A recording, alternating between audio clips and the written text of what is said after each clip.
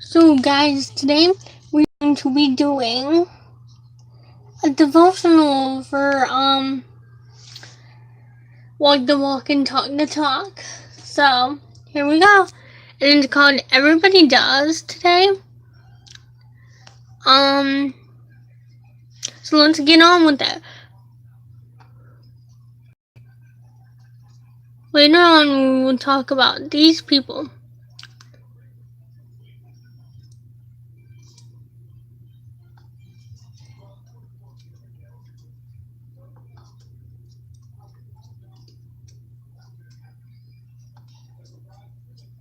Okay, so the thing I want you to jot down, we'll come back to that. But let's read this. For thus says the Lord, to the house of Israel, seek me and live.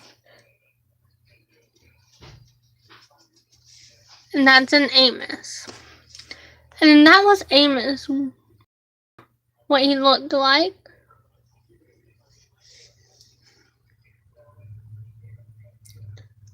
Okay, so we've already been through Acts 18 a lot, but I really want you to watch this video. First, let me turn up my sound.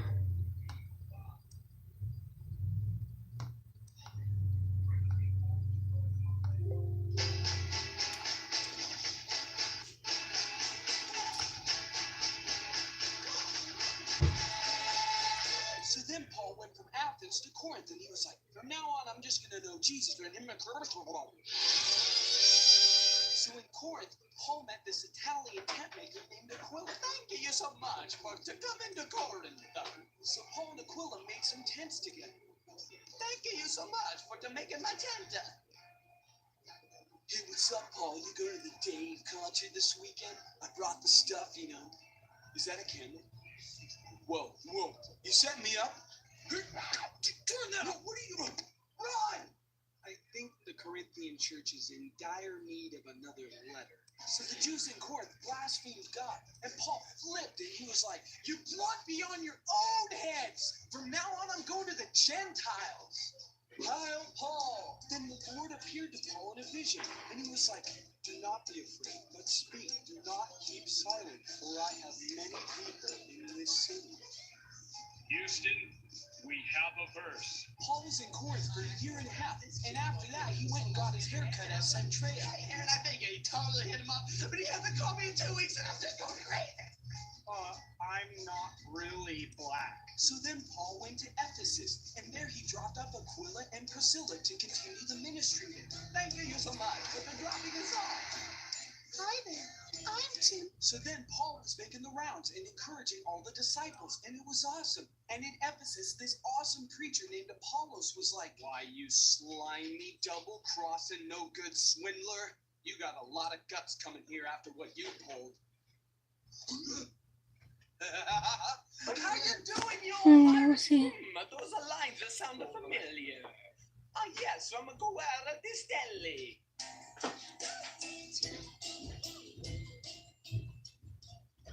So anyhow,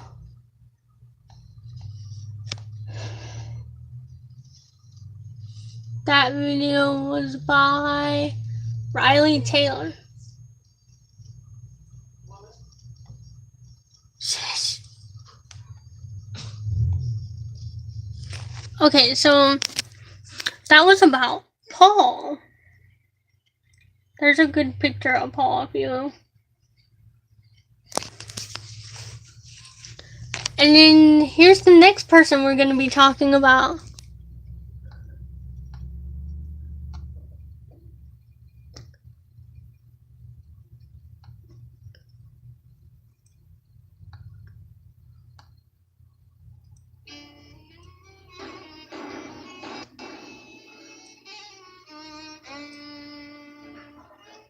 Esther's story takes place during the years of the Jewish exile, around 470 BC. Now the Jews had been defeated by Babylon, which meant they were exiled from their homeland and taken as slaves. But later, the Babylonians were defeated by the Persians. So now, the Jews found themselves under the rule of the Persian king, Xerxes. That's where our story begins. King Xerxes decided he was going to throw a party, and this wasn't your standard cookies and punch type of party. This party lasted for 7 days and included all manner of lavish feasting and drinking. Now, on the last day, the king decided to show off his queen, who was very beautiful. When he called for her to come to the feast, she refused. This greatly angered the king, and not only the king, but his counselors as well, because they were thinking, if the queen treats the king this way, wives everywhere are going to start disrespecting their husbands. They're going to be mouthing off, refusing to change the baby. They're not going to cook the falafel for dinner. It's going to be chaos. So the king declared that the queen was no longer the queen, which meant that he needed to find a new one. Now, if you're an all-powerful male in the ancient world, what better way to find a new wife than to parade every beautiful single woman in the land through your palace? So that's what he did. Among the hundreds of women sent to the palace was a girl named Esther. Esther was secretly a Jew, and she was also an orphan raised by her uncle Mordecai. And though she was essentially the lowest possible social class, the Lord was with Esther, and she was a beautiful and graceful woman. When she was brought to the palace, she found favor among all the king's staff, and ultimately the king himself, who chose her to be queen.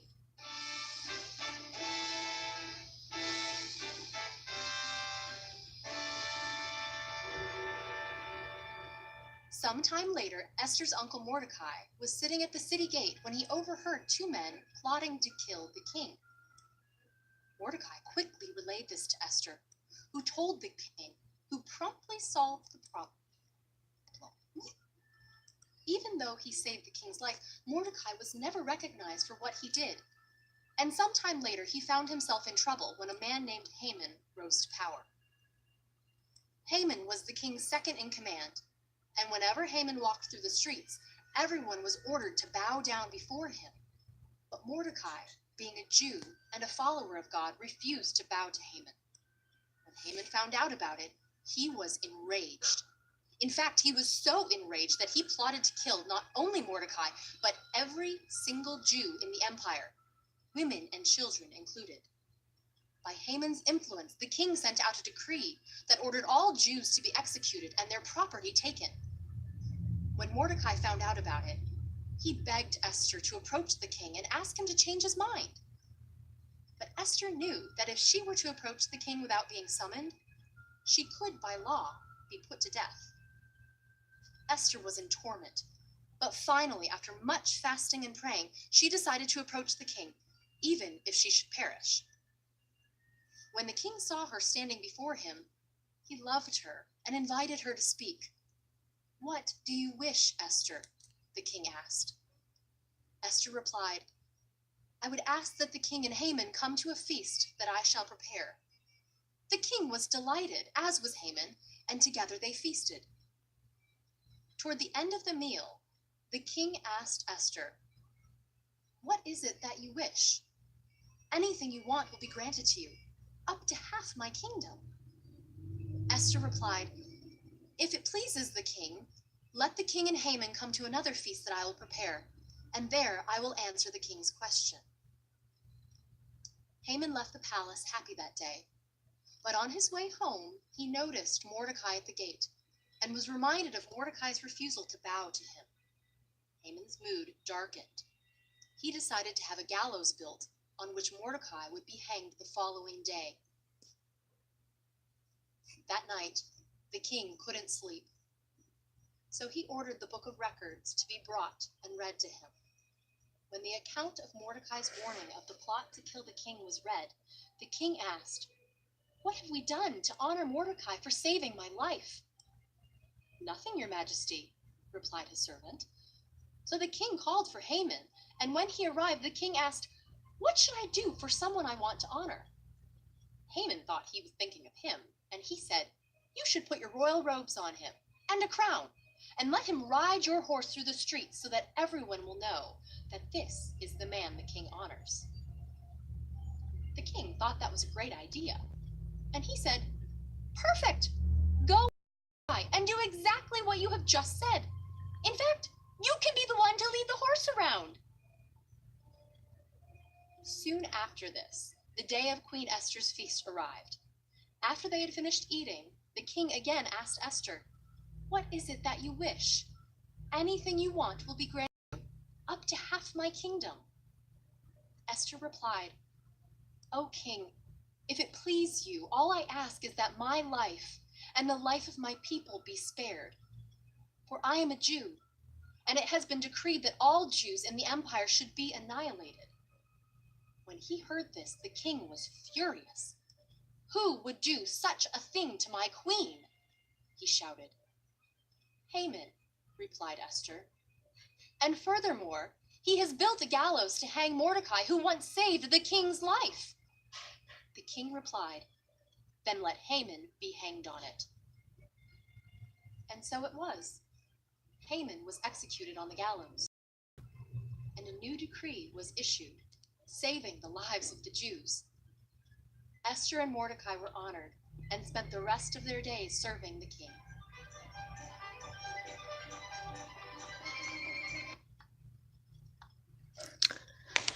So in that video, I want to talk to you about is Esther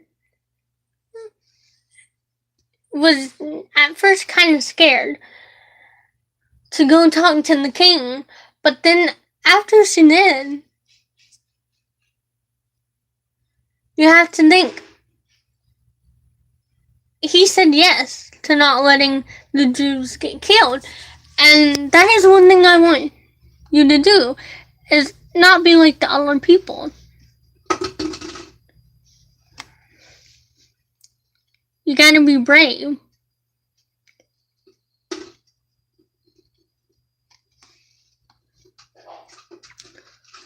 Okay, now we're gonna A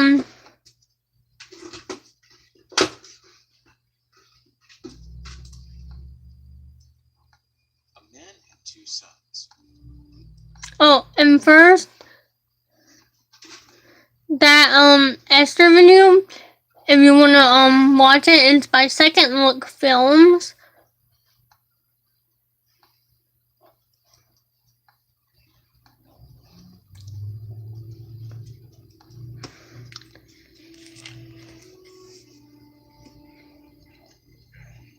The younger son told his father, "Father, I want my share of your estate now, before you die."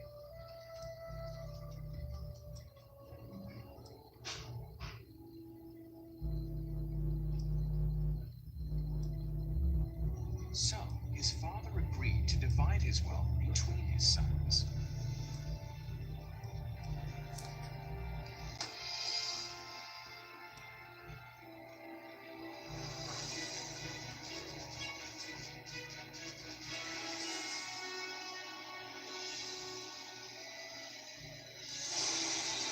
A few days later, this younger son packed all his belongings and moved to a distant land.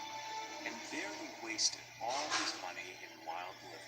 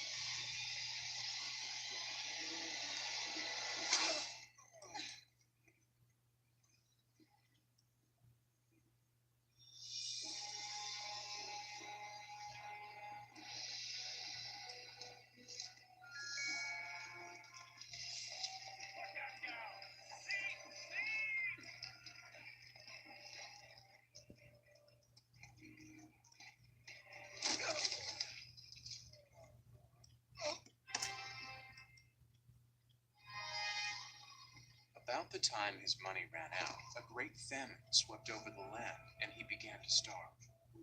He persuaded a local farmer to hire him, and the man sent him into his fields to feed the pigs.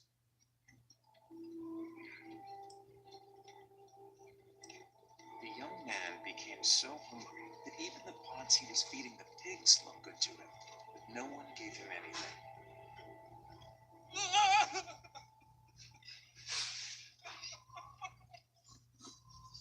When he finally came to his senses, he said to himself, "At home, even the hired servants have food enough to spare, and here I am dying of hunger." He wasted everything his father gave him. While he had the job of feeding the pigs, the young man became so hungry that even the pods he was feeding the pigs looked good to him. But no one gave him anything. Finally, he came to his senses and said, My father's workers have plenty to eat, and here I am starving to death. Go to my father and say to him, Father, I have sinned against God in heaven and against you.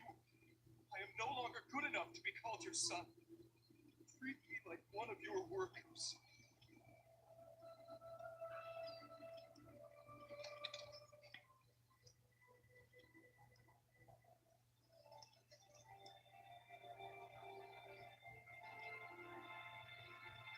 but when he was still a long way off, his father saw him and felt sorry for him. He ran to his son.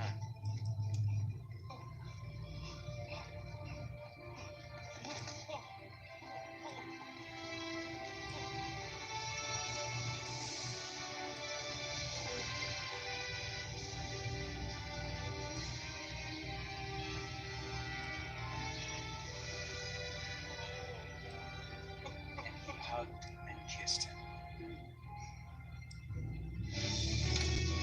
Hurry and bring the best clothes and put them on him. Give him a ring for his finger and sandals for his feet. Get the best calf and prepare it so we can eat and celebrate. This son of mine was dead but has now come back to life. He was lost and has now been found. And they began to celebrate.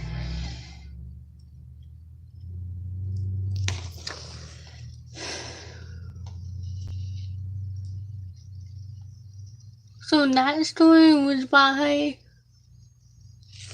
him.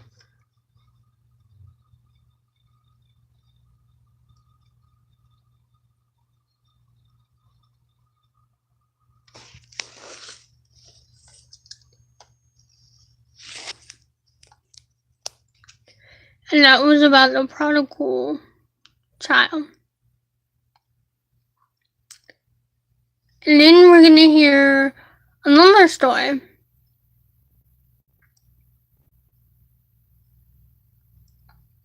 God's story, Daniel. So part of God's story is about a guy named Daniel, and it goes like this. Daniel was a Jew, which means he was part of God's special family.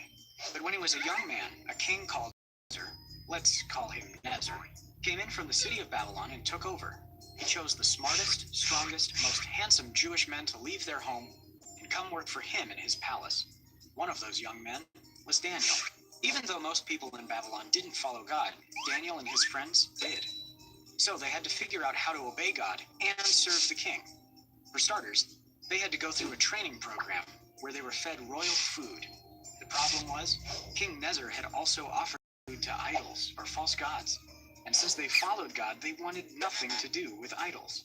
So, Daniel had an idea.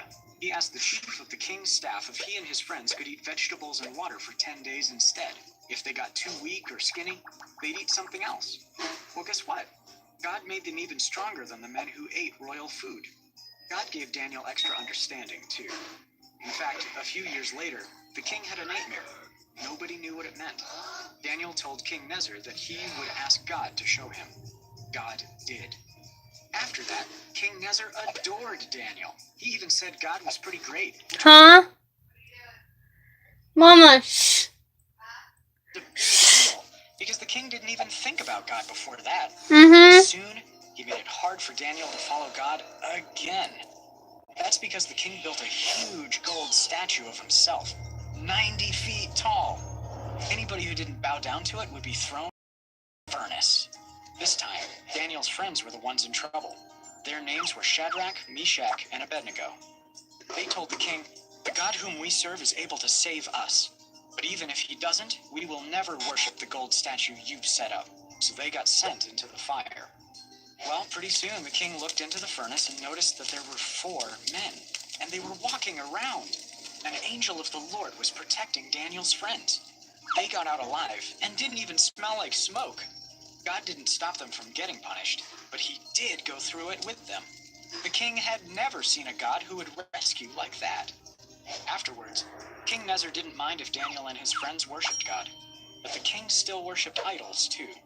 So God sent him another dream, and Daniel told him what it meant. King Nezer would live in a field and eat grass like a cow for 7 years. In other words, he'd go crazy until he realized that God is the only one we should worship. Kids, God doesn't want everybody to worship whoever they want. He wants everybody to worship him. Anyway, Daniel kept working for other kings of Babylon, even after King Nezer. God continued to help him understand dreams and visions. And even though he had to give a lot of bad news, Daniel did excellent work, and he was really well liked by the kings. In fact, one king named Darius liked Daniel so much that others got jealous. They tried to get Daniel in trouble. But they knew the only way to do that was to make a law against God. They suggested that everybody pray only to King Darius. That made the king feel important, so he made it a law. Anybody who disobeyed would spend the night in a den of lions. Daniel was praying, though, and when King Darius found out, he was sad. He didn't want to punish Daniel, but now it was the law. He said, "May your God whom you serve faithfully rescue you." And guess what? God did. He sent an angel to shut the lions' mouths. Daniel served 4 important kings, and he followed God. But whenever it came down to obeying God or the king, Daniel chose God every time, no matter what. And even though Daniel had to do some really hard things, God was always with him. And that's the story of. So in case you missed it, here's the quick version. Daniel was taken to Babylon. He asked for vegetables. God made him strong. God gave Daniel understanding. Daniel's friends obeyed God instead of the king. They got punished. God rescued them. Daniel understood more dreams. He was the king's favorite. Others got jealous.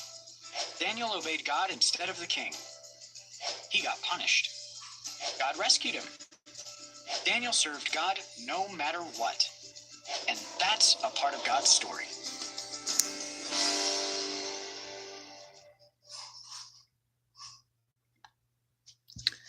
So that one was by Crossing Kids Church. Crossroads Kids Church, my bad.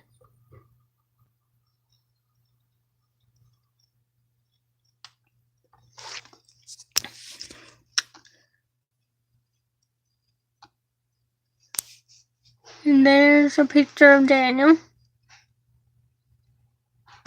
And this is one thing I want to say to y'all.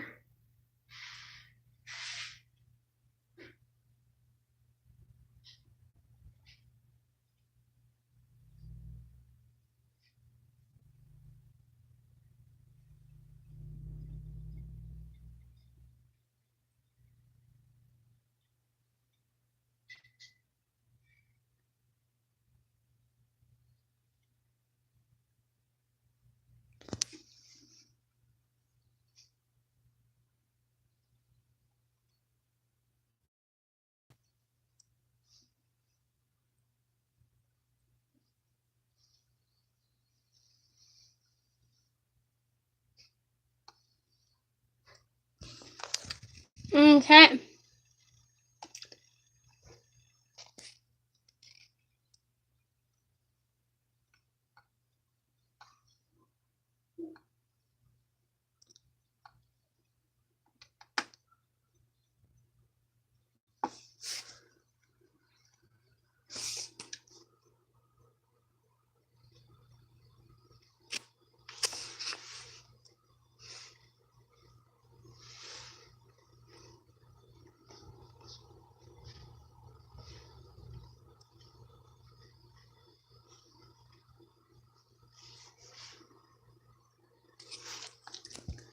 And bye.